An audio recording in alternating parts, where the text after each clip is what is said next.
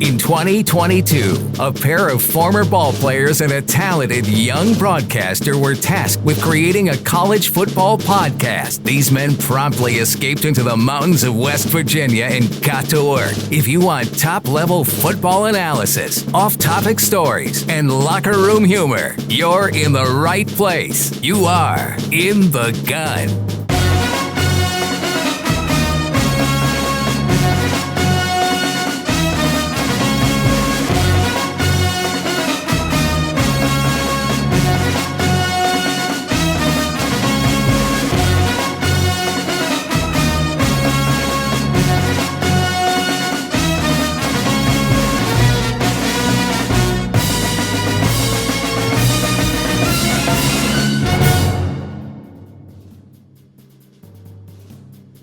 Back in the gun here for another preview edition of ITG. We're going to be taking a look at Kansas State on this episode number 27 of your new favorite WVU football podcast. I'm Wesley Uhler, the host, alongside the two best teammates in the business. I got the runaway beer truck, Owen Schmitt, and the signal caller, Jed Drenning. Big O, how we doing? You look a little bundled up. Is winter coming down there in southern West Virginia? Dude, it's freezing down here right now. I got the damn space here next to the computer right now. I love it. You're from Wisconsin. What's wrong with you? Hey, I'm just prepared. He ain't as big as those playing days anymore, you know? It's tougher to stay warm. I don't have my wood stove installed yet. Jedgar, I saw you posted a video of some snow in West Virginia today. How were the roads out there? You all right? Icy. We had the kids back here got called home yesterday at noon. Now I get down off the mountain 20 minutes and it's all rain and it hasn't snowed in 2 years, but up here it's snow, it's ice, it's all about the elevation. We're the highest incorporated town in West Virginia, so yeah, it snows half the year. But you get 20 minutes away and it's not much of anything. And that was the case today. I made my way down to Kaiser, which was all rainy. And then I made my way up to Oakland, Maryland, which had some snow like we do. And then I came on up the mountain this evening and a bunch of ice and snow. So not a bunch of snow. My yard's covered, but I mean, it might be an inch or two, but it's the same. We got a light dusting here in Western Pennsylvania, but that's about it. Nothing crazy. We're going to get into all the usual here's. The usuals here, pardon me. We're going to hit the headlines before we afterwards give some predictions and some projections. We will take a full look at the matchup against Kansas State. This episode of ITG brought to you by BetOnline. Basketball is back, and BetOnline remains your number one source for all your sports betting needs this season. You'll always find the latest odds, team matchup information, player news, game trends, and more at BetOnline. And as your continued source for all sports wagering information, BetOnline features live betting, free contests, and giveaways all season long. Always the fastest and easiest way to bet all your favorite sports and events, whether that's the NFL, the NBA, NHL, MMA, college sports, tennis, boxing, and even golf. Head to betonline.ag to join and receive your 50% welcome bonus with your first deposit. Make sure to use the promo code BELIEVE when you sign up to receive your rewards. That's BLEAV at BetOnline, where the game starts. Headline here to get us started. College football playoff poll, I should say. New one coming out on Tuesday. And we're starting to get down to the nitty gritty here, fellas. Just a couple more weeks. There's obviously a lot of eyeballs on this. Number 1, Georgia. Number 2, Ohio State. 3, Michigan. 4, TCU. And then your next few out, you've got Tennessee 5, LSU up to 6, Southern California 7, and Alabama number 8. Jed, thoughts? Well, I always jump to the Big 12 teams and look at them first. TCU hanging in there at number 4. Their strength of schedule by some metrics is number 1 in the country. Okay. Did you see Stephen A. Smith get dunked on today? That's why I'm saying that. Okay. Yeah. I sure did. And so it's nice to see them getting some love. You have to feel if they keep winning, they'll be just fine. Then you jump down to number 15, Kansas State. Kansas State is the highest ranked 3-loss team. Okay. And then at number 22, back in the mix, at least in the rankings, I should say, is Oklahoma State after an interesting but ugly win over Iowa State. So they're sitting there at 3 losses at number 22. And another one that interested me, guys, is North Carolina is sitting there with 1 loss at 9-1. And they're all, say what you want about the ACC, they're all the way down there at number 13. I mean, to me, that's fine. But you know what? Don't you got to take Drake May a little more seriously as a Heisman candidate if that's the case? I mean, you know what I'm saying? Yeah. I mean, throw that kid some love. I mean, you talk about an undersold commodity this year and on the national landscape. I mean, that kid's been pretty magnificent, and they're sitting here at 9-1, and they're not impressing anybody at 9-1, but he, in large part, he's a big part of why they're sitting there at 9-1. But here's kind of what I'm hoping for, guys. I mean, I as a fan of chaos, okay, I do think it will be interesting to see. And I think we've touched on this before. Here's the scenario that would just be we'd salivate over this. LSU wins out, faces an unbeaten Georgia in the SEC championship game, beats an unbeaten Georgia. Now you have a 2-loss LSU as the SEC champ, okay? So here's my question. Who do you leave out here? You have a 2-loss LSU as the SEC champ, the Georgia team they just beat with 1 loss, and meanwhile, the team sitting home and not taking part in the SEC championship, 1-loss Tennessee, who, oh, by the way, went into Baton Rouge and blew LSU out. So I'm just hoping like that'd be so fun to see that. Just the debates begin. And meanwhile, we'd end up with a 4-team SEC playoff somehow is what would happen. They'd find a way to get Alabama in there too. Then you could potentially have an unblemished champ from the Big Ten. You could have an unblemished champ potentially from the Big 12. So all kind of craziness is going to ensue. A 1-loss Clemson if they win the ACC. Yeah, 1-loss Southern Cal. What happens if one of these teams from the Big Ten West, whether it's Iowa or whoever it might be, marches into the Big Ten championship and pulls the stunner of stunners, and let's say Iowa has 62 yards of total offense and beats Ohio State or Michigan, right? 10-3. Yeah, well, 2-0. Yeah, but there's 3 polls left.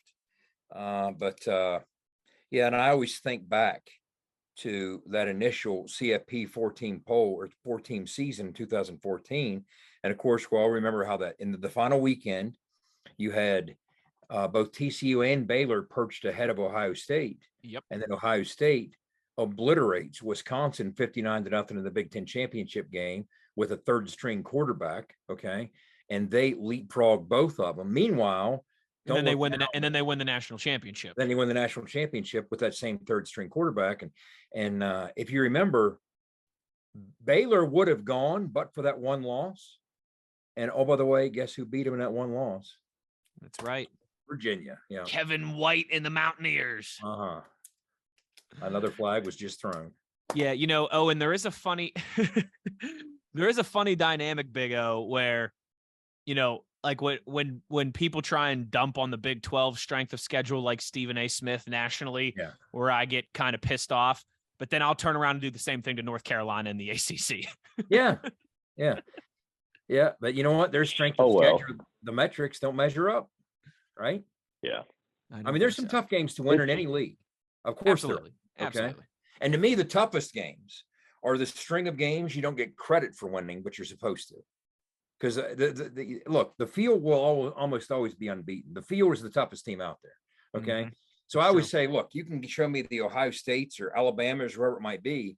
A lot of times some of the tougher teams on that schedule might be the ones you don't see coming, but that's not as true with Alabama. Typically you see the teams that knock them off coming. But think of case in point, we just mentioned 2014 when Ohio State did go to the national championship. They got in the playoff and they beat Alabama in the championship. You remember who their 1 loss was? Yes. Was it Michigan State? No, a 6-6 Virginia Tech team early in the year. That's right. Virginia Tech early in the season. In Columbus. So in Columbus. I mean, it's tough to beat all the teams you're supposed to beat. It's well said. Well said. Yeah, it's tough. It's tough to run the gambit without a doubt. Was Georgia undefeated last year, or did they lose 1 game? I think they were undefeated. So they were undefeated. Yeah. So I tell you what, boys, if they run the table and win a national championship, back-to-back 15-0 seasons, you're talking all-time conversation. Well, all of a sudden, the biggest thing, Wes, would be if they can simply get the baton to be passed. That's really all it takes. And all indications are I don't know. I don't think I Bama take and it back, Saban by the did. way. Saban never went 30-0 with 2 They national never- championships, did he? Well, if you remember, Georgia got blown out by Bama, and they played twice, of course. Okay, Right. but they had that game because remember JT was part of that conversation. Right. When you had JT and Stetson Bennett when they got beat 41-24 by Alabama, that was their only blemish. Some of the Georgia fans were questioning why didn't you play JT Daniels, and so that was their only loss, but not quite undefeated. But well, there we go then. That's crazy. still, it'd be It's impressive. still 29-1. I mean, geez. And meanwhile, you have a season that, and I say this on 2 levels. Alabama could have 4 losses now, maybe 5. You count Ole Miss, and people are saying, yeah, well, they just as easily be undefeated. Well, my whole point is, when's the last time we had a conversation about 5 Bama games being that close? Yeah, it's usually just 1 or 2. Yeah. Yeah. No, it's that time. Like I said, it's that time of year. The college football playoff rankings get interesting, and you want to, parse through them all. But at the same time, you bring up that example of Ohio State leapfrogging TCU and Baylor. We all know too, we can get to the final week of the season and everything we think we know about the polls to this point could completely change. So remember the term that was born when that happened, Wes? What? The term Big that 10, was born when that happened. Big 10 nepotism. Data point. Remember, that's what they used as the excuse. Jeez. Baylor and TCU didn't have the conference championship games. So they didn't have the extra data point. Oh, that's right. That's right. That's where it came from. Yeah. We're going to take a break here. When we come back on the other side, it's time for the return of a favorite. A little runaway questions here. You tweeted your questions for the beer truck himself, Owen Schmitt, and you will get answers when we return. You are in the gun. I'm talking with J.R. Toothman of Toothman Ford. J.R., everybody knows a lot of pro athletes buy from you. What's the secret? Just like Will Greer, future Hall of Famer Frank Gore, James Washington, and many more pros, these guys have financial advisors that are always looking out for them to save time and money, and that's why they always shop at Toothman Ford. And what if you're like us regular folks that don't have people giving us advice? You don't need a financial advisor. Toothman Ford will save you time and money no matter who you are. Plus, we'll buy your car even if you don't buy from us. Visit toothmanford.com and get a quick, instant cash offer. That sounds like a score to me. That's right. And as always, we'll take anything in trade from chicken wings to Super Bowl rings. Toothman Ford's got a lot of fans. Here's another one, Dallas Cowboys QB Will Greer. This is Will Greer, former West Virginia and current NFL quarterback. And cars really do cost less in Grafton at Toothman Ford. That's a fact, Will. Thanks. You can shop online anytime at toothmanford.com. Let's go, Mountaineer fans. You're tuned in to In the Gun with Wes, the runaway beer truck, and the signal caller.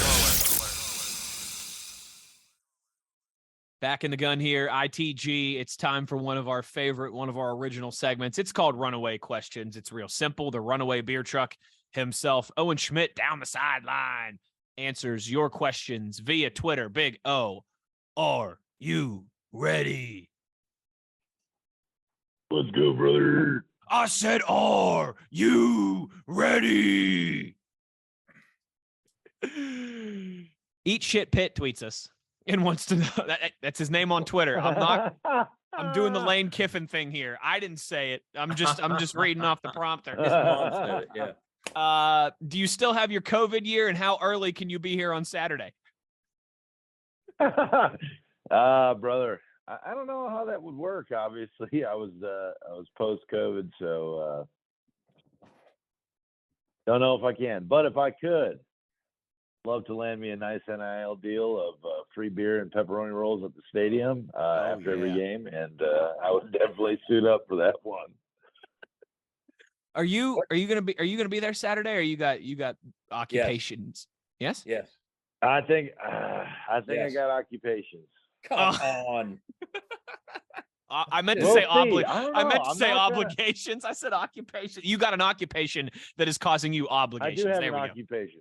Yes. Hey, let me ask you something. Speaking of if you have a COVID year, when was the last time you played a down of football? 2013, I think. 2013. Okay. Late in the season? Yeah, I guess you could.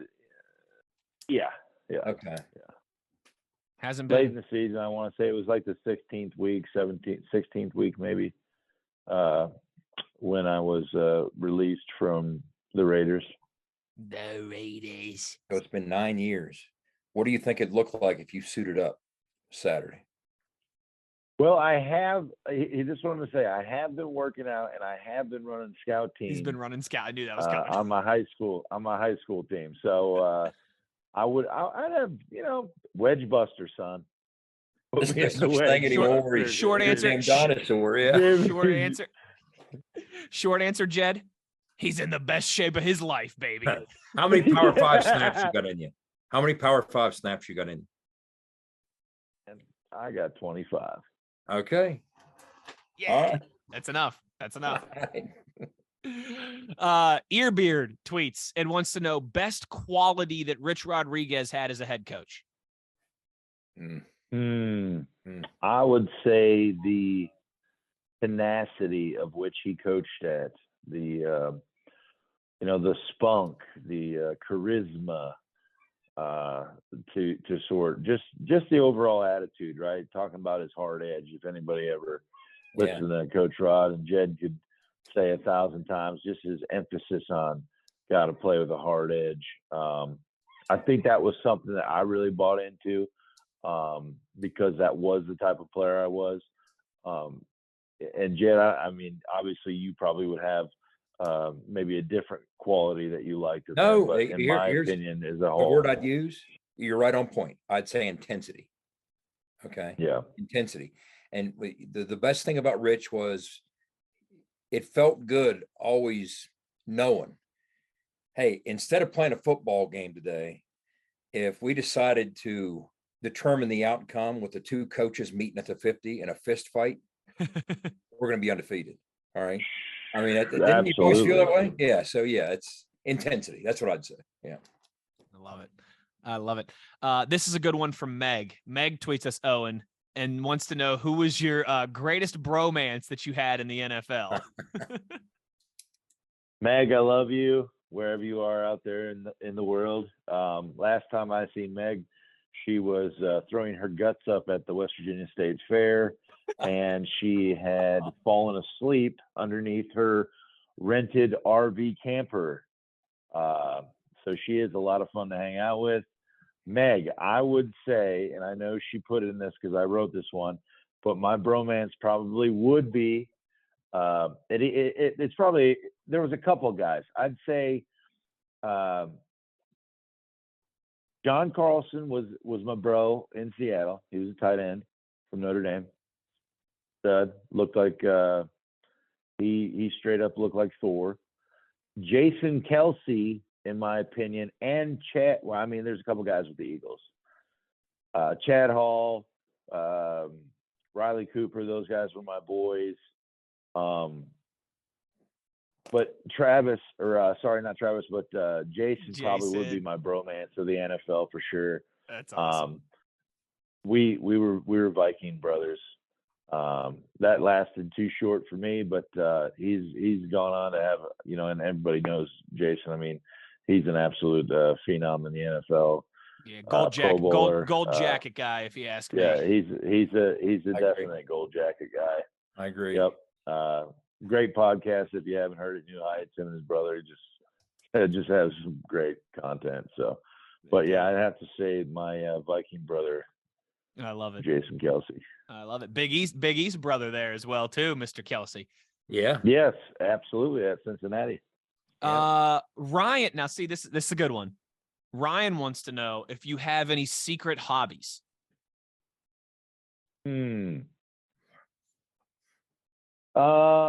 Secret hobbies.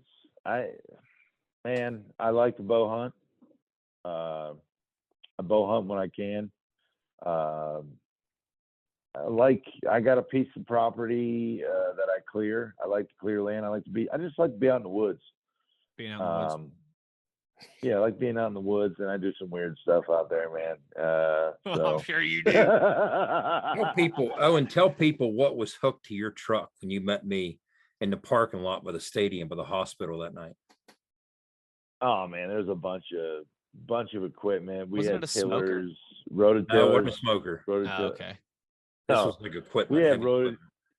We had we had heavy duty equipment. I was actually pulling it for Rick Klein, but he got a bunch of rototillers and a bunch of other,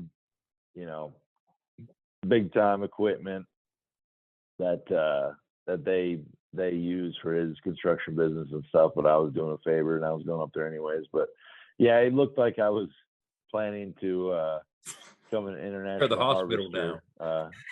Yeah. Wes, I was sitting there and I texted Owen. First of all, he was 5 hours late, and I texted him, and he said, "I'm on the mile ground. I'm heading your way." I said, "Well, how am I going to know it's you? What are you driving?" And he got quiet for a minute, and he said, "You'll know." You'll know. You said you'll know. Yeah, I would have thought. Yeah. I heard him before I saw him. I mean, I would have thought he was. I would have thought he was pulling up in a Budweiser truck at that point. Yeah. Tomato. I'm on the look. So if anybody does have any ideas, I'd like to get one of those for a secret tailgate machine that I'd love to bring up to Morgantown. So if you know anybody, let me know. Throw the digits down in the comments, and once we get that rig up and running, I'll always throw you a beer. Now we're talking. All right, Jed. Now I gotta ask you secret hobbies. Spill the beans. Me? Yeah. I read a lot. I'm a nerd. Okay, that's a good one. Yeah, I read a lot. Well, as you know by now, one of the reasons Big Daddy and I are, click the way we do is You're a Star Wars geek. I'm a 400 level. Well, not really pop culture, but more than he's a 400 level World of Warcraft nerd, dude. Nah, I don't know anything about World of Warcraft. I couldn't tell you the first thing about that. But when I get into something, I get into it. So, yeah, I saw Star Wars when I was 7. My dad took me, and I think it's cool that I got to take my kid to see one of them. Heck yeah. And it's always been a part of my life. It's become such a mainstream part of pop culture. And I still feel like I'm 7 going to the movie with my dad. I still do. Anytime there's a new show, anytime there's a new anything, and so it's kind of cool. But yeah, I'm a big Star Wars nut. But I get into the MCU stuff, all that kind of stuff. But me and Big Daddy can geek out. But yeah, that's a good one. That's a good one. What about you? Yeah. First thing that came to mind was I've got a soft spot for vinyl records. I collect vinyl records. Oh, really? Love this. I love to spin records. Like as soon as football season's over, when we get like to February and the Super Bowl's over and there's not football every single weekend and NFL playoffs on Saturdays now and obviously college football on Saturdays. My wife and I, we love to put a record on, cook some dinner, have some wine or some drinks, whatever, some beers, whatever we're in the mood for. See, I stopped at a record store today on my way home from work. So yeah, I have a huge crate of vinyl records. That was the first thing that came to mind. Do you follow Johnny and Wes? I do, yeah, and I know he's into the same. He's got a bit of a. See, we do Saturday sipping and spinning. Okay. But yeah, but I like his. If Johnny Antonic on Twitter is great to follow. He's got a little bit bigger of a collection than me, but I've got some catching up to do. I got time. Wes, that reminded me of my grandparents when I was growing up in Wisconsin. When they would cook dinner, they would always play music. And one of the, I guess, artists was Nat King Cole. Oh yeah, I've got a Nat King Cole record that my grandfather gave me. Nat King Cole, baby! I'm telling you right now, that was anytime I want to get lucky. Oh, put on a little Cole, son. Dude, the video they did when they had his daughter sing with him. That virtual rendition, that was so freaking cool. Nat King Cole had been dead for decades. Okay. Yeah. And through technology, they brought him back to do a duet with his daughter. And that was just so cool.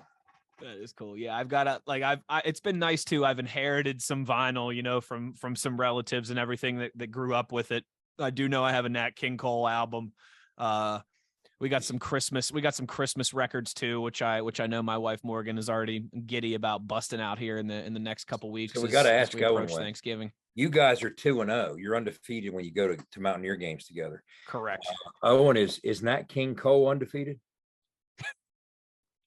I got Owen, I got this answer for you. Ready? I don't even have to answer that one. The answer, Jed, is this: 60% of the time, it works every time. It works every time. It's the old please sign for the L. Yeah. All right, last one here. The Snowman wants to know, Owen, who's going to win this weekend? Greenbrier West or James Monroe? Ooh. You had to go there, didn't you? Ooh, the rematch of rematches. Cavaliers all the way, baby. Yeah. We got a hell of a game plan. We got some guys who are banged up. At that, I know that sounds like a cop out, but we're ready. We know we're playing a number. We got nothing to lose, man. We're an underdog. I told those kids, look, you want to play another game? All you got to do is play your heart out. My speeches before games are a little. If Bill Stewart chugged a bottle of Jack, right, and then and pumped the air up in the helmet, Put a little air in your helmet. A little bit tighter, put a little more tape on it. And you gotta do what? Strap it off. But now I'd say it's gonna be one heck of a game, right? Number 8 versus number Yes. 1. This is for the third round. Both of us had good first round games where we dominated both teams. So I'm interested to see. It's gonna be cold. It's football weather. You know what I mean? Yeah, and I think it's really gonna be how the kids respond to being out in that element. We're on the road again, getting over it, understanding like, look, we got nothing to lose. Play your hearts out. And for those seniors, Ty Nickel especially, he's our big running back. I said, hey man, don't let it be over yet. Don't let it be over yet. Well, I'm going to go with the Cavaliers. You convinced him to move that game up to North Central West Virginia, and I'm going to be there. I can't make it down and be back to Morgantown by Friday night. So yeah. Oh, I know. Yeah, let's have it at you could. Hey, let's have it at University. Just have it at University High School. I'll be there too. Yeah, I'll borrow Owen's helicopter.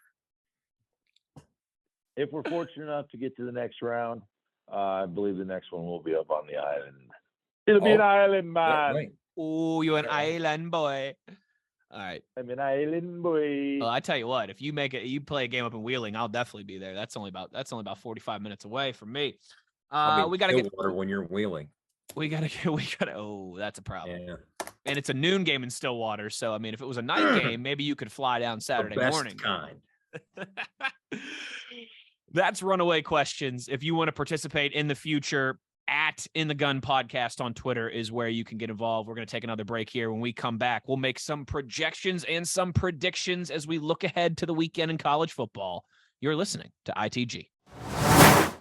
For nearly 20 years, Fortis has been the nation's leader in providing guaranteed roof performance programs for commercial buildings. Fortis offers roof performance solutions that feature extensive initial and ongoing reconditioning for commercial buildings as an alternative to traditional replacement, with long-term performance guarantees that are backed by global leader Lloyd's of London. Fortis offers a comprehensive range of roof performance management programs that provide financial security, extend the life of our customers' roofs, and make a significant impact on ROI. Fortis is currently improving performance and increasing ROI for customers at more than 4,800 locations, with more than 140 million square feet protected, including many Fortune 500 companies that have turned to Fortis to save money, gain financial certainty, and extend the life of their existing roofs. Fortis has helped customers save more than $520 million in capital roof replacement costs for an average ROI of over 250%. To learn more, visit fortis.us.com. Fortis, roof performance and financial certainty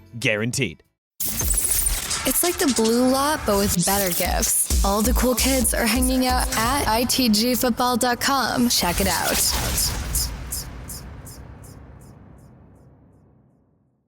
What Vegas thinks we think. It's the time here every week where we make some projections and some predictions about the weekend ahead in college football, both in the Big 12 Conference and, of course, the bigger games around the country in the top 25. Jed, We've got some big ones as it relates to the Pac-12, their potential playoff candidacy, who could make it to the conference championship game. The only top 25 matchups this weekend, I believe, are both amongst Pac-12 teams. What are we looking at? Yeah, you had a couple near misses. Some of the teams in the other matchups slid out of the CFP top 25, which this time of year is what we look at. You had a Georgia-Kentucky matchup. Kentucky slipped out. You had Illinois slip out. Otherwise, they'd have been ranked against a ranked Michigan team. But what you got 2 games, as you touched on, both out west, Wes. And let's start with Utah at Oregon. Oregon is a 3-point favorite. We're projecting a 31-28 Ducks win over the Utes based on that. USC and UCLA. USC is -2.5. They're expecting a ton of points in this thing. We're projecting a 38-35 type game with the Trojans coming out on top in that one. That'll be interesting there. Yeah, we laughed a little bit about earlier in the year how, you saw the Rose Bowl there for some of UCLA's games at the beginning of the season, and there was like 700 people there, maybe. I don't think they'll have trouble filling it up for this one. We know I've heard they've already sold their like allotted tickets in the Rose Bowl. They normally have tarps there for UCLA games. Now they're deciding if they should remove the tarps and, sell an extra 15 or 20,000 tickets, whatever it would be. The Floyd Casey tarps. The Floyd Casey tarps. Yes. Yeah. But of course, we know LA is an events city, and when the game is so big that it becomes an event, those people do tend to show up. I think that could be an electric go crowd to the game amongst those two. And that's the thing too. It'll be like one of those, like when WVU plays Pitt in Pittsburgh, you know what I mean? Yeah. Like it won't be quite 50-50, but there'll be a solid presence from both teams there. It'll be a cool atmosphere, I think. You have 359 other days to go to the beach. Go to the game. Exactly. What about the Big 12, Jed? Penultimate week here in the conference. What are we looking at? Yeah, let's pull up the graphic. 4 matchups we're going to look at. We'll obviously get to the West Virginia matchup later. Let's start with TCU at Baylor. Guys, TCU -2.5. We're projecting, just based on that, a 30-27 TCU win. Stay on high alert here, guys. Remember, Oklahoma marched into Waco at 9-0 last year, and Baylor found a way to knock them off. They're a dangerous football team, and they're not going to be happy with what played out last year in losing to TCU. Speaking of getting knocked out of the playoffs, that loss to TCU kept Baylor out of the conversation. So Baylor has a lot to prove in trying to bounce back from that drubbing against K-State. This is a very dangerous game for TCU. Texas on the road at Kansas. This really interests me. Texas is a 9-point favorite in Lawrence. Texas, who rarely plays well on the road, they finally got a decent road win their last time out. But I'm telling you guys, keep an eye on that one with a 9-point spread. We're projecting Texas 37-28. Texas Tech at Iowa State. Iowa State favored by 3.5. Did you see the snow in the picture? Yeah. Wes, you had to be salivating because, we'll get to that in a little bit. See who my defense of the week is. There might be a direct correlation there, Jedger. We picked Iowa State. We didn't pick. We projected Iowa State 26-23 based on the line. And then finally, Bedlam, Oklahoma State at Oklahoma. They visit Norman, where the Sooners are a 7.5-point favorite. We're projecting the Sooners in a 31-24 game over the Cowboys. Those are our projections in the Big 12. Yeah, 2 games in the football world look like they could be real nasty from a weather standpoint. The Cyclones there against Texas Tech, certainly one of them. And then I don't know if you guys saw, they're predicting anywhere from 3 to 6 feet of snow in Buffalo, something insane that. And the Bills have a home game on Sunday, so that could be certainly fun to keep an eye on. Bills. Your third place Bills. Yeah. Oh, life comes at you fast. Yes, it does. Those are our projections, not predictions that we make every single week, but we do make predictions here on the program as well, too. We have a scoreboard, a tally, a point system. We are through 11 weeks now coming down the stretch here. We'll pull up that graphic right now. And, Jed, I tell you what, big battle for the silver medal coming up here. Yeah, I'm going to have to get it together. If you look at our scoring system and the results on the right, Wes, you're way out in front with your defense of the week at 38. Owen, you're at number 2 with 25. Owen had a nice week, picked up 4 points over the weekend. I got goose egg. I didn't even get my regular single. So I usually get my single or double. I'm the model of consistency, and I couldn't even be consistent last week. So big lead for Wes. Owen, it's going to take some a serious. We're going to have to get. He's on fire to catch him, and then he's going to have to slip up. Hey, stranger things have happened. Don't worry. I'm not going to Deshaun Jackson drop the football before I get to the end zone. All right. I'm straightforward to the finish line here. All right, let's get into the picks for this week. We always start with the signal caller of the week. Of course, Jed tells you which quarterback in the conference is going to throw for the most yards. We'll pull up the graphic now. Who you got, Jed? Well, I know calling for the quarterback against West Virginia doesn't work. I tried that with Hunter Deckers to jinx him, and my jinx didn't work. I can't even get the jinx right. So what I'm going to do is I'm going back to Bedlam. I'm going out to Norman, and I'm going to go with Dylan Gabriel for Oklahoma. He's going against the worst pass defense in the Big 12. The Cowboys have given up yards by the bundle all year.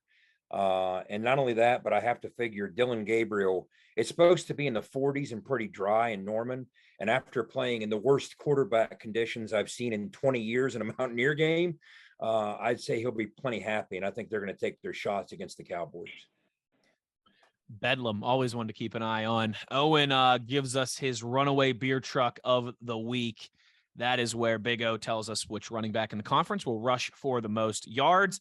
Owen, you've been consistent with these names all season. You're like me at the jukebox, right? You're like me on the touch tunes. It's the same 4 or 5 songs. You're not hearing much else. Who you got this week? I got Deuce Vaughn.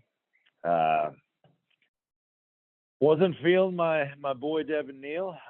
Of course, last week Vaughn didn't have the greatest of performances. He did have 106 yards, which was good. But Eric Gray and Devin Neal seem to be the hot hand right now, late in the season. But I did go with Deuce Vaughn, trying to jinx. All right, I love it. Kansas State coming in to the Mountaineers. Let's hope we can hold them. But Wes, I did put him as my runner of the week. I was mildly surprised, Wes. Yeah, I mean, I again, Devin Neal, first of all, that's a surprise enough, right? Sure. It's on again, off again, complicated relationship between Wes and it's like a Taylor Swift song. That's right, yeah.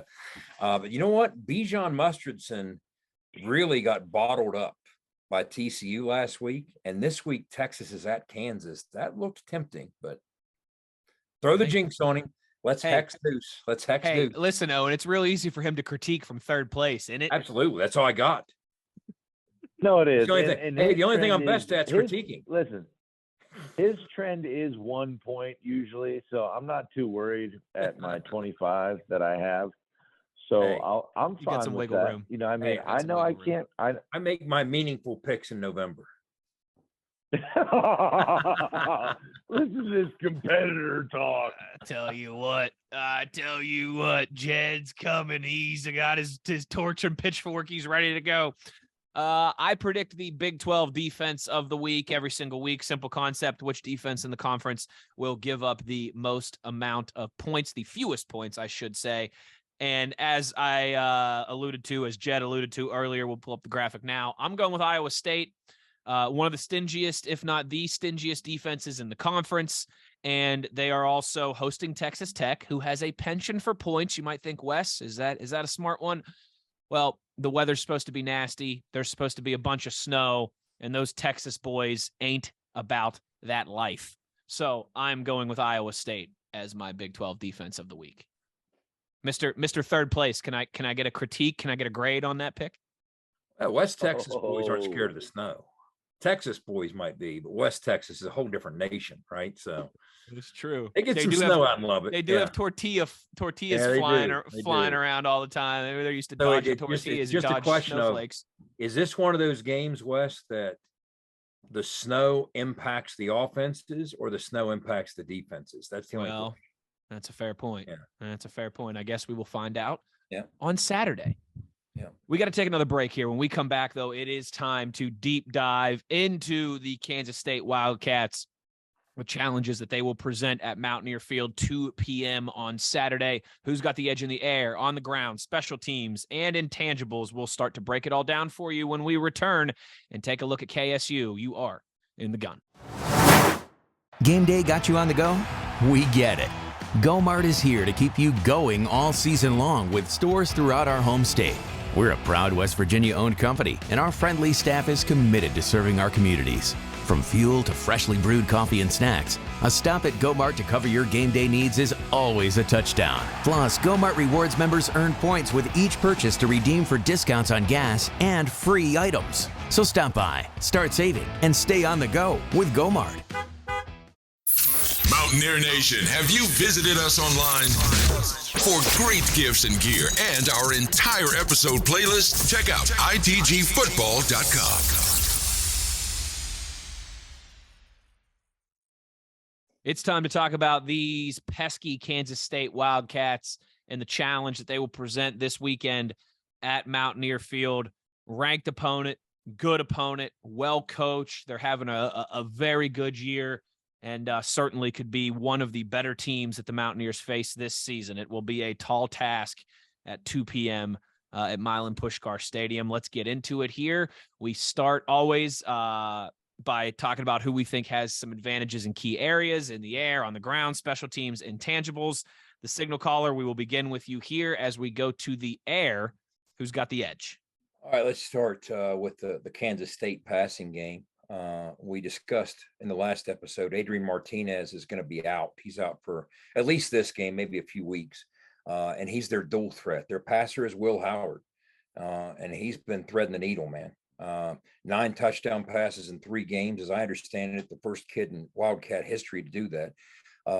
Now, what's interesting about the dynamic of this Kansas State offense and how they approach things from a game planning standpoint, they're last in the Big 12 in passing offense. That's not because they're ineffective. That's just because that's not the way they roll, okay? The pass game plays a certain role in what they try and do, but in large measure, the run game carries the day for them. The last time Will Howard was here, they came in as a ranked team in 2020, and we blew the doors off of him. He stepped in, he was stepped into action. He was pressed into action as a freshman, and he got picked off 3 times in that blowout loss. This isn't that Will Howard. This kid has grown up. He's matured. He's playing really solid football. And irrespective of the Adrian Martinez injury, there's been a lot of talk of Will Howard being their starter anyway, because their offense under Colin Klein, Colin Klein, of course, the former great quarterback at Kansas State back in 2012, he stepped in, and it was an interesting dynamic in the offseason. They fired Courtney Messingham, a lifelong friend of head coach Chris Kleiman, right? But they wanted to go a different direction offensively. One of the things Colin Klein has brought is tempo, which is strange to see out of a Kansas State offense, okay? You associate Kansas State with 3 plays in a cloud of dust, old school huddle, field position, grind it out. Now, they'll still, over the course of a game, do some of that, but they also have tempo at their disposal, and that's changed their look and their dynamic offensively. They do have some weapons on the perimeter. Malik Knowles has been nicked up. Keep an eye on him to see if he's 100%. Phillip Brooks is a dangerous playmaker. Ben Sennett's been doing a lot out of the tight end spot for them.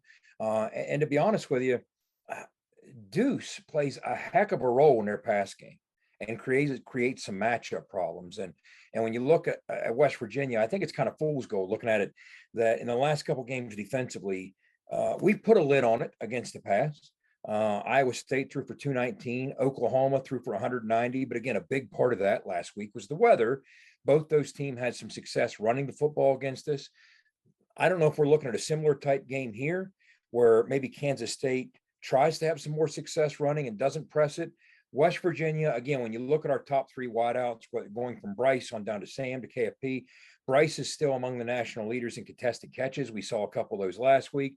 Sam has 8 contested catches. KP has 7 contested catches. All 3 of those guys ranked in the top 6 of the Big 12. 2 years ago, when they came here, Bryce had a huge game, 3 catches for $104. We threw for 3 bills on him. We played better at home. I'm going to go with West Virginia offensively. The combination of our quarterback room. I think we're going to see some Garrett. I think we're going to see some JT. And there's talk this week of potentially seeing some Nico. That's not etched in stone, but he's getting more reps, and he's gotten a lot better over the course of the last 8 to 10 weeks with these meaningful reps he's getting in practice that are really solid learning reps. So I think we're going to find some ways. When you look at what they do defensively out of that 3-3-5 they switched to a year ago, Owen, they went from an even front to a 3-3-5, and it's a little different. They try and pressure you out of it. But a key loss for them is safety Kobe Savage. I think he really glued that whole back end together for them. And one of the things they try and do, they try and route read with their safeties. And when you watch tape, the teams that have had success throwing the football against them, and defensively, they're stiff in just about every category.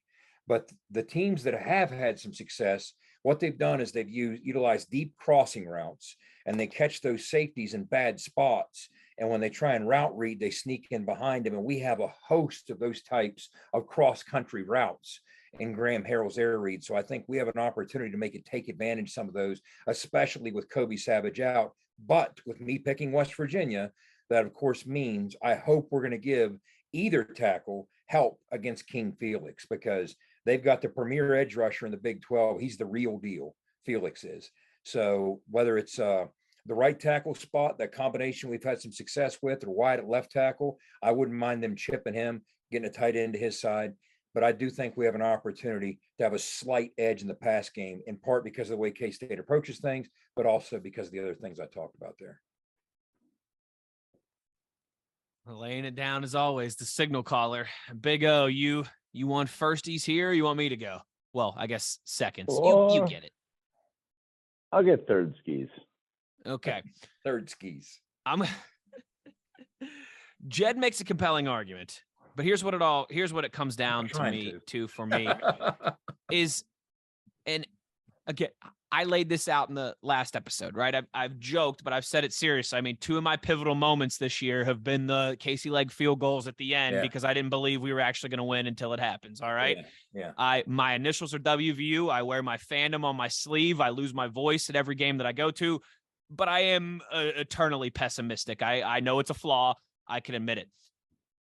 I look at the quarterback uncertainty for us as a negative and not a positive. And I know Garrett Green, that was electric what he was able to do last week. That was great for him. We know he has the skill set. I could certainly see him replicating that. But I'm just a team that's going back and forth on quarterbacks. I'm never going to give them much of an edge.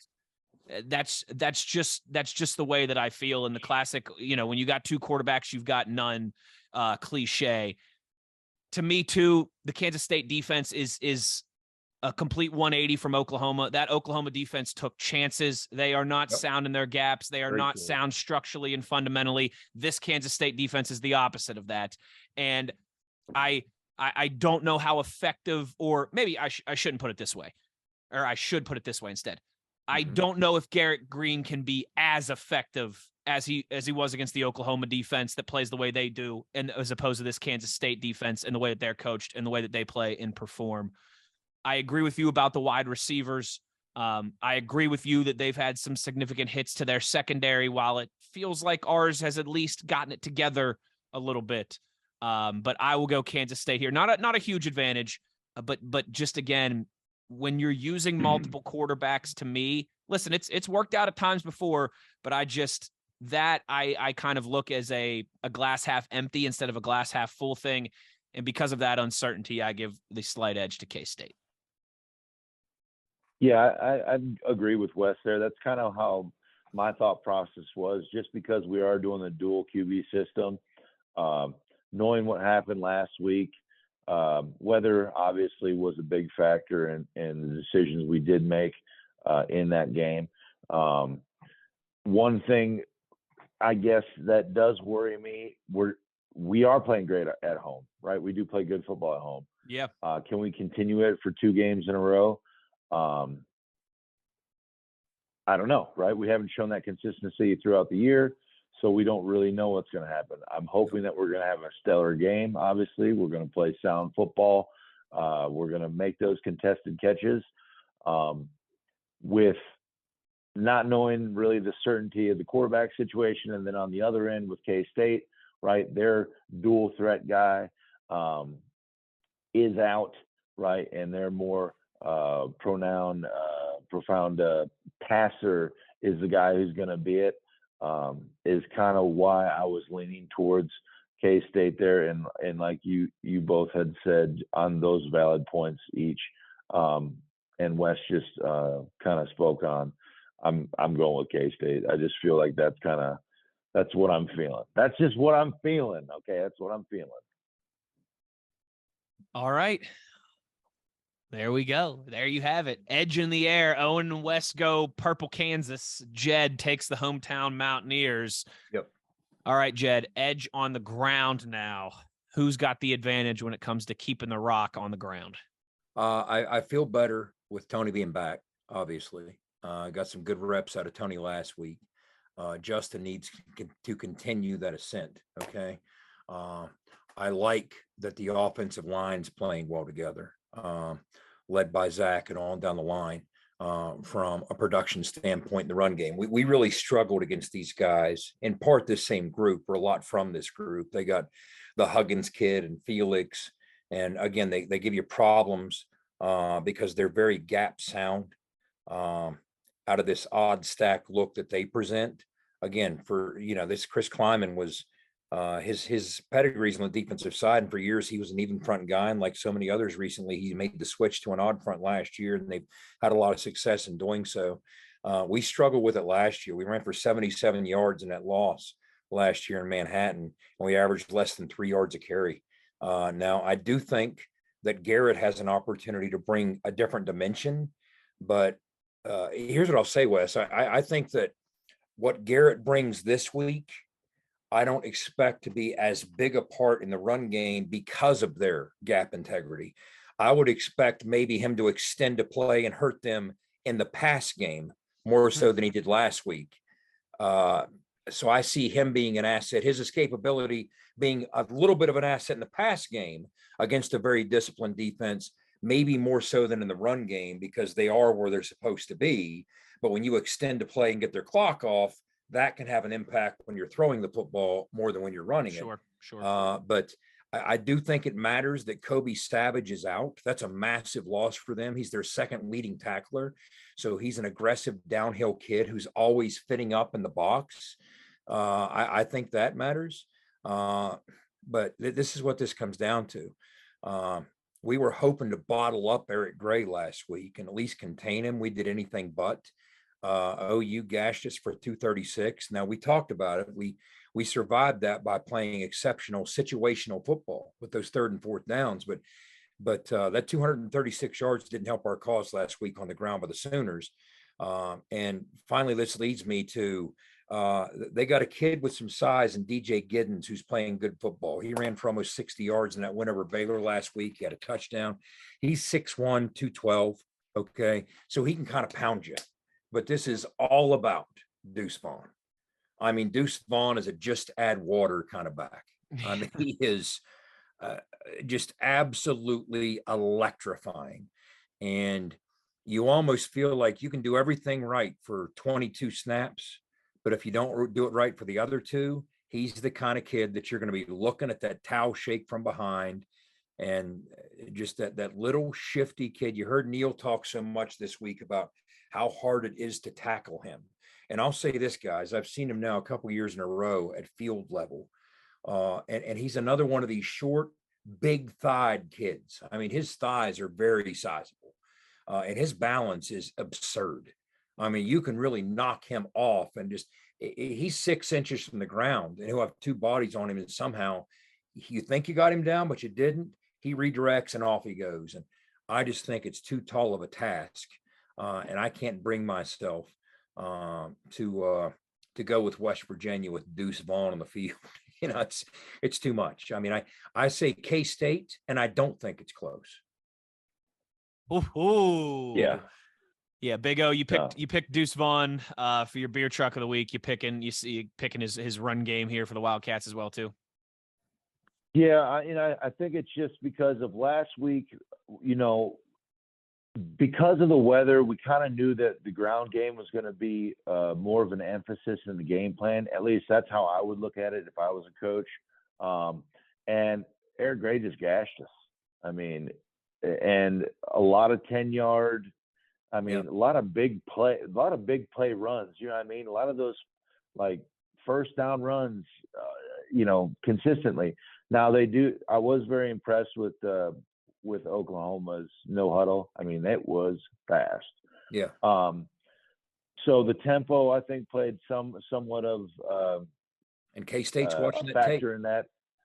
Yeah, you know what I mean? So I feel like they might try to I don't know if they can match the tempo, but I think they will try to at least get us on some of that stuff. And like I said, Deuce Vaughn, he's been that guy. I wanted to expect more. Last year he had about 235 carries for the season. This year he's hovering right around that 200 mark. With 2 games left in the season, he's going to get, roughly his carries. He's averaging, roughly 20, 23 carries a game. He's just so electrifying. It's hard for me to think that we're going to be able to harness that. And like Jed was saying, I mean, you might bottle this guy up all game, but it only takes one play for him to gash you hard. And if we do that, just like Eric did last week, we're going to be in for a hurting, and we'll be looking at the back of that nameplate all night. Yeah, Wes, what scares you about what Owen's saying, those 8 and 10-yard runs that Eric Gray had. Yeah. If you let Deuce Vaughn escape to the second into the third level, it's not an 8 or 10-yard game. Yeah. Yep. And Owen, they're very creative in finding other ways to get him the ball. He had 49 catches last year. He has 38 this year. He is a terrible mismatch on what you'll see on tape, guys. They actually double him in the pass game. You'll see defenses. How often do you see that, Owen? You're double teaming the running back in passing situations. I mean, that's how much respect you can't really have for him, Yeah, and you can't really expect a linebacker to cover a guy like that, right? No. You know what I mean? Obviously, if you can get your hands on him, if he's still a strong kid. So, I mean, you're mad respect to him, but he's earned it. I mean, he's obviously put the work in, and that's what I've gathered from some of the info that I've looked up online about him. He's a hell of a worker. He's definitely be a guy who's playing on Sundays. He reminds me of a Sproles type, that kind of back, you know what I mean? Just that small, physical, speed back. He's got a lot of agility. That Coach Brown mentioned this week. Now, he wasn't comparing Deuce Vaughn to these guys, but he mentioned names like Alvin Kamara, Marshall Falk, just trying to describe his unique skill set. I mean, I go back to a guy, I'm dating myself, Lionel James from Auburn, that played for the Chargers for all those years. That type of shiftiness, and just he's so small, he's difficult to find, he's difficult to bring down and tackle. Again, you knock him off balance and he still finds a way. But and Owen, he loves football. I mean, everybody you talk to in that program, he loves football. He doesn't like it, he loves it. So he's all in on the football side of it, and I have to believe that's a huge part of his success. Yeah, absolutely. Yeah, not much else to say. I'll make it a clean sweep. I'm going with Kansas State as well, too. Here's all I got to add. I know stats don't always tell the whole story, right? They don't always paint the full picture, but Kansas State run game, top 30 in the country. We are sitting at 110th. I will go with Deuce Vaughn and the K-State Wildcats with the advantage on the ground as well, too. Only one more to go here. That means special teams and intangibles. I'm going first on this one, fellas. How about that? I'm going with Kansas State here. Or sorry. Whoa, hold on. Sorry. I'm going with the Mountaineers here. Pardon me. I took Kansas State in the air. I took them on the ground, but I'm going with the Mountaineers here on special teams and intangibles. Couple reasons. One, Casey Legg and Ollie Straw. All right. No need to say much more than that. Those two are balling right now, adding to the legacy of great specialists at WVU over the years. Number two, as Owen mentioned a few minutes ago, we've played good football at home. Even in the games that we've lost at home, Kansas and TCU. I don't know if I'd say we played good football against Kansas, but that game went into overtime. Obviously, it was a close game. And then TCU's a 3-point game there on that kind of last play before they throw the surprising touchdown, the bomb on 4th down to really put it away. Our specialists how the difference that we've played with, the energy and passion that we've played with at home.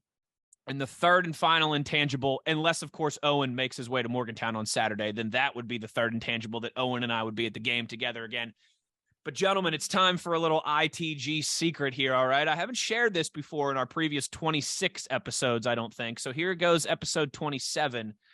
I have, everybody knows, the 90s starter jackets, right?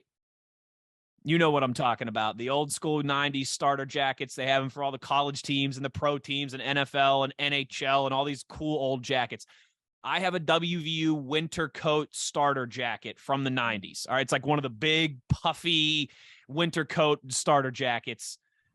I have a tradition. I always wear that thing the last game of the year. I've been doing it for like dating back to when I was in college. Last home game of the year, I always break out the big, huge WVU winter starter jacket, baby. And I got a heck of a record wearing that thing at games. So there's your intangibles. There's your teams. I'm going Mountaineers. Okay, now I got to ask, what was the first year you wore it? What was the first year you wore it? The first year I wore it would have been, my freshman year, where Tyler Bittencourt hit a walk-off field goal to beat the eighth-ranked Pitt Panthers at home in 2009. And it was off and running. It was an off and running tradition from there. There you go. 2009, my freshman year. That's awesome. I went with WVU. I'd not to mimic Wes here, but absolutely, I think we're playing good football at home. I think our return game from last week was inspiring. We made some decent plays. I think if we can add on that this year, bring the energy, right? Get hyped about it. Special teams is huge for us this year. Obviously, like Wes said, our guys throwing the boot have been outstanding. They have turned field position and put us in positions to excel, as long as if we could dominate on those situations. But they have been outstanding this year. And, the third intangible, I don't know if it's going to happen yet, so I don't want to put it out there yet, but there is a chance. There is a snowball chance. We'll stay in touch. That the beer truck might be able to make it up to Motown in time for the game. Cavaliers are going to win Friday night, and then Owen's just going on a 24-hour bender. He's bringing it to Morgantown right away. All right, Jed. I got a feeling you're gonna harsh our mellow here, aren't you? Well, that's not fair, because obviously, if Owen's coming, then conversation, game, set, match, it's over. Sure. If you K-State should just stay back in Manhattan. Don't even bother. I mean, don't even bother. I mean, we'll reach out to Kleiman and say, hey, save yourself the trouble, right? So, look, I'm about to tell you guys my reasons for what I'm going to pick, and it's all rendered moot. Okay, if Owen's coming, right? Okay. Like, remember what Joey Tribbiani said? Remember what Joey Tribbiani said? He said it's moo. Joey, do you mean moo? No, it's moo. It's like the opinion of a cow. It doesn't matter. Moo. Doesn't matter. It's moo, right? It's moo. So okay, here we go. There's the special team side, and then there's the intangible side. All right. Let's start with the intangibles. Okay. K-State offensively is last in the Big 12 in red zone touchdown efficiency. So they're 7-3 despite that. Okay. Despite that they're going the long way around to do this. Okay. That happens to be where our struggles are defensively. Last week, I should say, against Oklahoma, we won more than we lost. And that played a huge role in why we won that game. Okay. Kansas State and these two things should live in the same world, a 7-3 team. Kansas State we'll get to this in the next segment and tell the tape, but last in the Big 12 in third down efficiency on offense. Last, 10th out of 10. Okay. They have been losing consistently on third down. Okay. Guys, what they've been doing is forcing turnovers. They're among the national leaders. They're among the Big 12 leaders. They're plus 11. No bones about it. Don't turn the ball over against them. They are exposed. There's a lot of shortcomings underneath that turnover margin. Problem is, You got to chip away and get to those shortcomings. So can you demonstrate the ball security it's going to take to render them mortal? Because when they start forcing those turnovers, they're not very mortal. Okay. But you get to the third, fourth quarter, you're like, man, we have one turnover, we have no turnovers, whatever the case might be. All of a sudden, being the worst team in the Big 12 at converting third downs matters. All of a sudden, being the worst team in the Big 12 at punching in the red zone matters. Okay. You guys talked about our success on third down. It feels to me like we're cresting or you guys talked about our special team success. It feels to me like we're cresting in our transition units.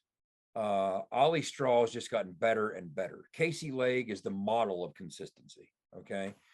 I mean, Ollie Straw is just an unheralded weapon, because we're going to find ourselves in all these field position battles. If you want to win these games against these teams, are going to be very tightly contested. Every yard's going to matter. Hidden yardage stacks up. It's like stacking pennies. So every time you pin a team inside the 20, and who can do that better than Ollie? Not many. Okay. So our special teams has been spectacular. I just can't bring myself, absent Owen coming to the game, I can't bring myself in a category that has the word special teams, okay, in the title, choosing. Now, I get it. You know, they've been somewhat pedestrian this year, okay? It hasn't been the K-State special teams that we've known for years, but that specter of Bill Snyder is still there. As a guy who's been around this team for as long as I have, I can't get Tyler Lockett out of my head. I can't get Morgan Burns out of my head. I mean, these things will forever haunt me, okay? Kansas State special teams. And I just see it in my sleep. I can't bring myself to give us an edge over K-State in the special teams category until we show that we can knock them off in that category. And I hope this is the game we do it again, unless I'll tell you how you trump Bill Snyder's, the ghost of Bill Snyder. Okay. And that's the embodiment of Owen Schmitt. So Owen, let's hear it. You come. The tag team duo of the beer truck and Uhler, baby. He says he's got to know. Oh, well, like I said, the only thing that trumps Jed, the ghost of Bill you'll Snyder. know, you'll know. All right. On Saturday, I'm going to send you a picture. Okay. Okay. And it's either going to be me drinking a beer by myself in the lot in my WVU starter jacket, or it's going to be me and Big O drinking a beer in my starter jacket. Should I put an asterisk next to the Yes, chart? we'll put a little. You might have to. You might have to. Yeah, there you go. You know what's funny though, Big O? All those things that Jed just said about the K-State special teams and the history and the tradition and the ghost of Bill Snyder there around the stadium still, and his presence in hallowed ground. He said all those things about Frank Beamer and Virginia Tech a couple months ago. All right. And we all saw how that went. I don't have those same nightmares, but anyway. We'll pull up the graphic now. Here's our picks. You can see them on the screen, how we broke down edge in the air, edge on the ground, special teams and intangibles. But again, Jed, subject to change if the beer truck, beer truck makes his way to Morgantown, West Virginia on Saturday. Kansas State, no one being undefeated. Death tax. Well, now hold on. You keep saying Owen. I'm part of this too. I mean, you're right. He's been to 2 games. All right. I mean, that's true. That's true. All right. That's a good point. Hey, well, guess what? I'm there when he's there too. Yeah. Well, hold on though. He's triumphant. Sat in our season tickets though. All right. Oh, that's true. He's had Euler's tickets. He's had Euler's tickets both times. There we go. That's how I'll backdoor my way in. That's true. One more segment to go. We will take a look at the tail of the tape, when these teams last met, look at some potential projections for this game as well, too. All of that before we get out of here. Kansas State, with a win, would clinch a place in the Big 12 championship game. Can WVU stop them from doing that Saturday at home? We'll continue to discuss when we return on the other side. This is ITG. For nearly 20 years, Fortis has been the nation's leader in providing guaranteed roof performance programs for commercial buildings. Fortis offers roof performance solutions that feature extensive initial and ongoing reconditioning for commercial buildings as an alternative to traditional replacement, with long-term performance guarantees that are backed by global leader Lloyd's of London. Fortis offers a comprehensive range of roof performance management programs that provide financial security, extend the life of our customers' roofs, and make a significant impact on ROI. Fortis is currently improving performance and increasing ROI for customers at more than 4,800 locations, with more than 140 million square feet protected, including many Fortune 500 companies that have turned to Fortis to save money, gain financial certainty, and extend the life of their existing roofs. Fortis has helped customers save more than $520 million in capital roof replacement costs for an average ROI of over 250%. To learn more, visit fortis.us.com. Fortis, roof performance and financial certainty guaranteed. Final segment here in The Gun. For the sake of journalistic integrity, I must revisit something that I just said. I said that Kansas State could clinch a spot in the Big 12 championship game with a win in Morgantown on Saturday. That's half true. A win in Morgantown on Saturday, and if Texas loses to Kansas, then they would clinch, or obviously if they win out and win their last two games here as well, too, just for the sake of journalistic integrity. Wanted to make sure that we got that one right here as we head into our final segment. Jed, last year, a tough loss for the Mountaineers. You mentioned it, particularly on the ground, couldn't move the football, a 34-17 loss in the Little Apple out there in Manhattan. We'll pull up the graphic now. What do you remember about last year's defeat to K-State? Yeah, I remember it being a rough one. They jumped on us early. We couldn't slow them down in the first quarter. I remember, again, seeing Deuce up close and personal, just spinning and twisting and just being a handful. One of the things I remember, Owen, is Lori Rice. She was on the sidelines, and there was a play that got knocked out of bounds into me, and it knocked me into Lori, and she hit the turf. That's the biggest thing I remember. Even for the secretary, it was a rough day, right?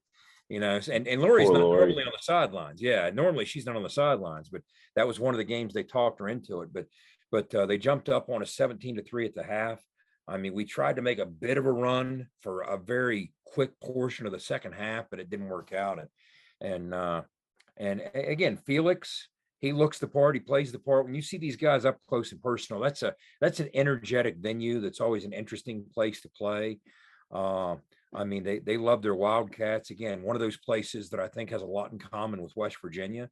But for the better part of that game, we just had no answers. And we've had some success out there in the past. But the biggest thing I remember last year, Wes, was we couldn't slow the run game down. And that's really all that mattered. They didn't make a whole lot of big plays in the pass game, but they were efficient. And that's kind of what I remember from it. I remember the 34-17 when I walked out felt somewhat deceiving because they stretched away at the end. It didn't feel like a 17-point game. It kind of felt like they were always in control, but it didn't feel like a 17-point game. So I wasn't sure that score was indicative of how things played out until maybe partway through the fourth quarter. But anyway.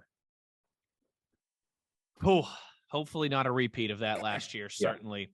Let's go to our tail of the tape now, brought to you by our friends at High Street Prints. Make sure you're checking them out, highstreetprintshop.com, for all of your printing and merchandising needs. They, of course, do our merch at itgfootball.com. If you're looking for some swag, some good Christmas gifts right around the corner here, highstreetprintshop.com, itgfootball.com for some ITG gear as well. Jed, you want to start WVU offense or WVU defense? Offense.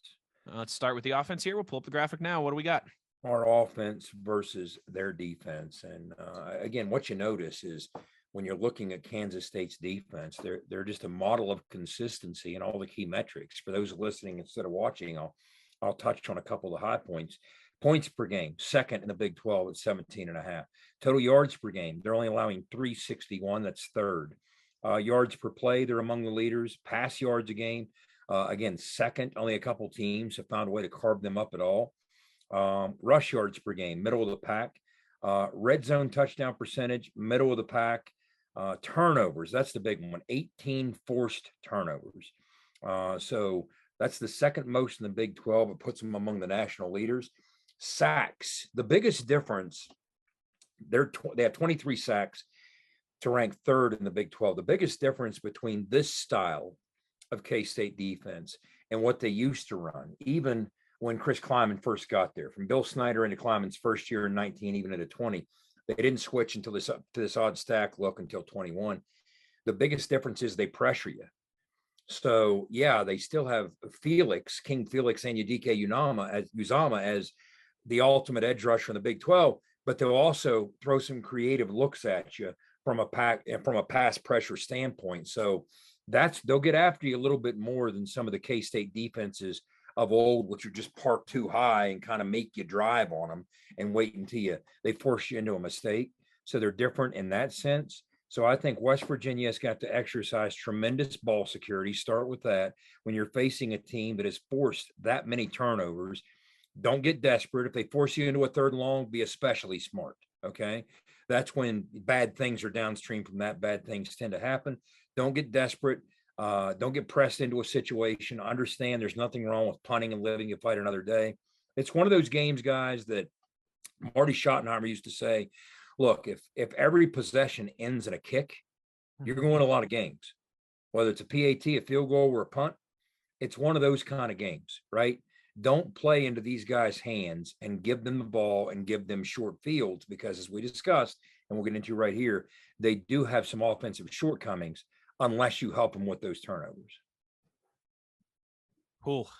Yeah. And, that's been one of those things we've discussed here on the podcast all season, right? I mean, I said in our Oklahoma recap episode, right, Jed, I talked about how if you would have told me before the game that we turn the ball over twice and they have 0 turnovers, I would have said, well, we lose. Yeah.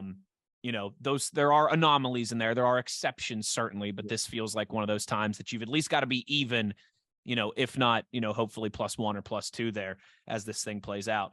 So that's the view from the WVU offense versus Kansas State defense side of things. How about when we flip the script there, WVU defense versus the K-State offense? We'll pull up the graphic now. What do we got? We know what we are, okay? We're a defense that's been up and down. When you look at the key stats, we're last in the league in points allowed. Of course, we've allowed some pick sixes and special teams touchdowns, and that counts against that number too. But at 32.8 a game, total yards, we're 7th. Yards per play, we're right down there at 10th as well. Let's look at some of the things that the K-State offense struggles at. 2 of them we talked about earlier. First of all, scoring. They're 9th in the league in scoring. Less than 31 points a game at 30.6. So they're not lighting up the scoreboard.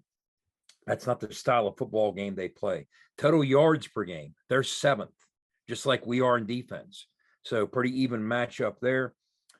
Rush yards per game, we talked about it. That's where they get you. 215 yards a game is good for number 2 in the Big 12. But where they really struggle, red zone touchdown percentage. The number of times or the percent of times they march inside the 20 and reach the end zone instead of getting stopped or held to a field goal. They're 10th in the Big 12. Only 54% of the time do they reach the end zone. We struggle in stopping teams, but again, had some success against Oklahoma. Third down offense, they are 10th. Now, we talked about it, Wes. You just touched on it. Last week against Oklahoma, we turned the ball over twice and didn't force any and finished -2.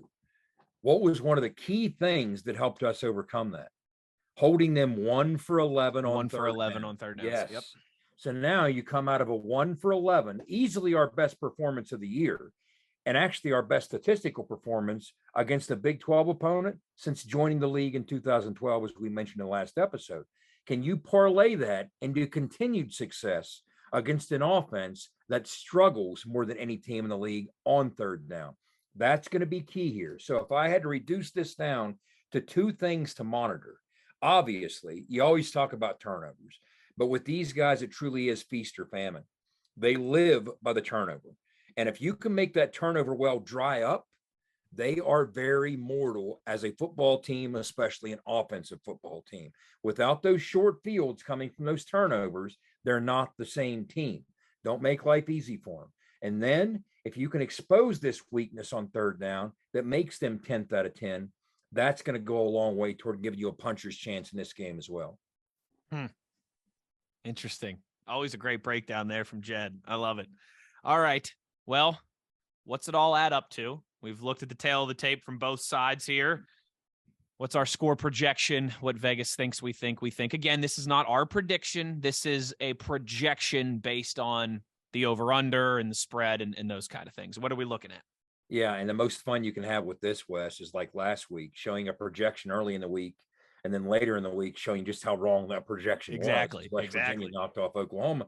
Well, this week, the projection, if you base it on the numbers from Vegas as we look at it, Vegas is they pegged Kansas State as a 7.5 or so point favorite, and the over-under in the mid-50s. So if you're looking for a football type score, okay, what's 31 plus 24? Okay, that's 55. It's 55.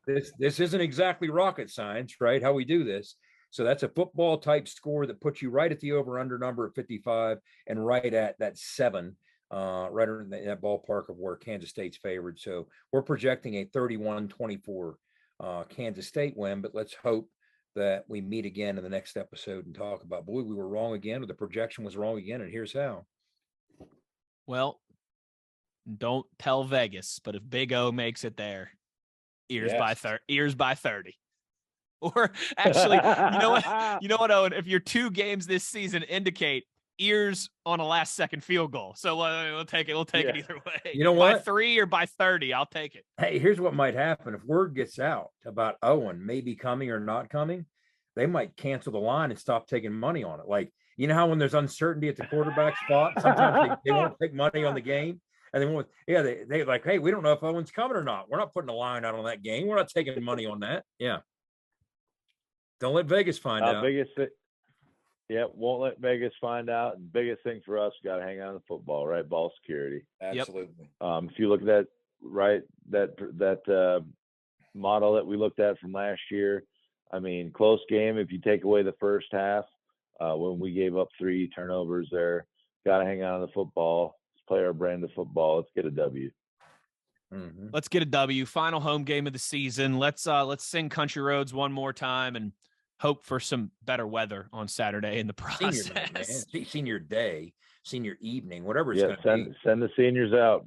Send them out right, man, with one last by the way, on their field. Interesting how they're approaching that. Neil's just telling all the seniors walk, and we'll figure it out later.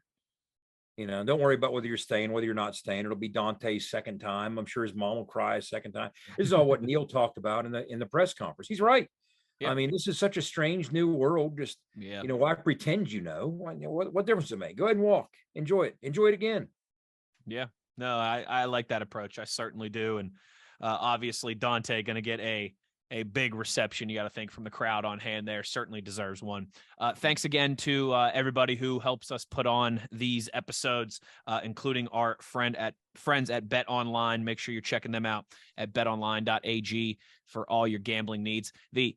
This reference might miss you too. I don't know, but the World Cup starts here in a couple days, so I'm about to lose a lot of money on the World Cup over the Thanksgiving holiday here. USA and England on Black Friday, baby. Oh yeah, the Yanks are coming. So betonline.ag for all your different gambling needs. Maybe that should have been one of my secret hobbies as well too. International soccer and the World Cup and those things. I get all geared up every 4 years, and especially when the USA gets to play England there on Black Friday, that'll be a lot of fun. But I digress. Thanks to Bet Online and all of our sponsors who help us put this all together. Next week, win or lose, we'll be here as always to break it all down for you. We'll have a full KSU recap early in next week. And then, of course, we will have a preview episode looking ahead to the regular season finale out there in Stillwater against Oklahoma State. Make sure you're following us on all your different social media channels, Twitter, Facebook, Instagram. Watch us on YouTube if you want to see all the graphics that Jed puts together and our beautiful mugs and Owen's beautiful beard. And as always, the one thing we ask of you is to be an ear and tell an ear about your new favorite WVU football podcast. Spread the good word, especially over the holidays, right? Thanksgiving's coming up. Maybe you're doing some traveling this weekend. Grab your aunt's phone, go to her podcast app or her Spotify app or whatever, right? Subscribe to ears or to I'm getting all ahead of myself here. Be an ear, tell an ear, all about the ears. Rewind. All right. Grab your aunt's cell phone, your cousin's cell phone, get their podcast app out, subscribe to the Into the Gun podcast there, and you'll be doing them a favor over the holidays, and they won't even know it. For the signal caller, Jed Drenning, and the runaway beer truck, Owen Schmitt, I'm Wes Uhler. Thanks for listening, everybody, and we'll talk to you next week on In the Gun.